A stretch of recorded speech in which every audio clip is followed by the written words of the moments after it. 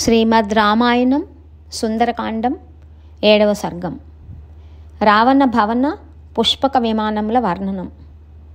ఆ మహా అంతఃపురములోని గృహములు వైఢూర్య ఖచ్చితములైన బంగారు కిటికీలతో భాసిల్లుచుండెను.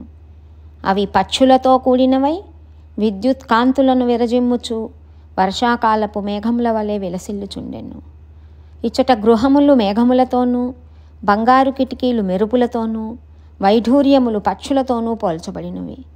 పర్వతాకార సదృశ్యములైన ఆ గృహములలో హాయిగా కూర్చొనుటకు అనువైన వివిధములగు గదులను, శ్రేష్టతమములైన శంఖ, ఆయుధ, ధనుశాలులను, మనోహరములు విశాలములు అయిన చంద్రశాలలను హనుమంతుడు చూచెను.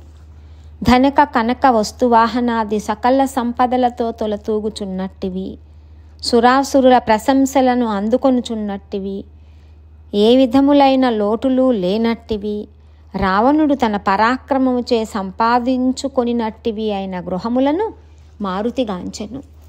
ఆ గృహములు రావణుని గట్టి పూనికతో మయుడను శిల్పియే స్వయముగా నిర్మించెనా అనునట్లున్నవి.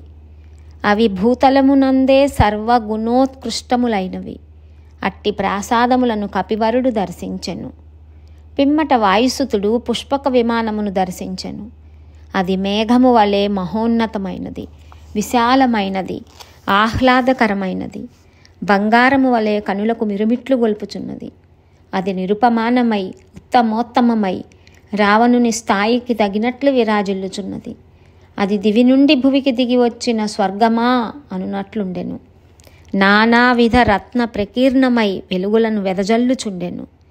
అది పెక్కు విధములైన వృక్షముల పువ్వులతో కప్పబడి కుసుమ పరాగములచే ఆచ్ఛాదితమైన గిరి శిఖరము వలె విలసిల్లుచుండెను. అత్యంత శోభలతో అలరారుచున్న ఆ పుష్పక విమానం మెరుపు తీగల వంటి నారీరత్నములచే కూడినదై విద్యుల్లతాయుత మేఘము వలె వెలుగొందుచున్నది. అందరిచే సేవింపబడుచున్నది. రాజహంసలచే మోయబడుచున్న బ్రహ్మాది పుణ్యపురుషుల విమానము వలె అది శోభిల్లుచున్నది. ఆ పుష్పకము చంద్రాది గ్రహములచే శోభిల్లుచున్న ఆకాశం వలె నుండెను. నానావిధ రత్నములచే చిత్రితమై గైరికాది ధాతువులచే బహువర్ణ శోభితమై ఒప్పుచున్న పర్వత శిఖరము వలె విలసిల్లుచుండెను. అది చిత్ర విచిత్రముగా కూడియున్న మేఘ రాశి వలె రాజిల్లుచుండెను. అట్టి విమాన రత్నమును ఆ హనుమంతుడు గాంచెను. ఆ పుష్పక విమానముపై పెక్కు దృశ్యములు చిత్రింపబడి ఉండెను. అందు చిత్రితమైన భూమిపై పర్వత పంక్తులు వెలసిల్లుచుండెను. ఆ పర్వతములపై వృక్ష సమూహములు, ఆ వృక్షములపై పుష్ప వితానములు, వాటిపై కేసరములు, పత్రములు విరాజిల్లుచుండెను. ఆ పుష్పకముపై చిత్రితములైన గృహములు స్వచ్ఛ కాంతులను విరజిమ్ముచుండెను. సరస్సులు రంగురంగుల పువ్వులతో శోభిల్లుచుండెను. పద్మములు జల్కములతో రాజిల్లుచుండెను. అచట చిత్రింపబడిన కొలనులు అత్యద్భుతములు. ఆ కపిశ్రేష్ఠుడు దర్శించిన ఆ మహావిమానం పుష్పకము అను పేరుతో విరాజిల్లుచుండెను. అది రత్నకాంతులను దశ దిశలయందును విరజిమ్ముచు ఆకాశమునకు ఎగురుచున్నదా అనునట్లు ఉండెను. అచ్చట గల ప్రాసాదములన్నింటికంటెను అది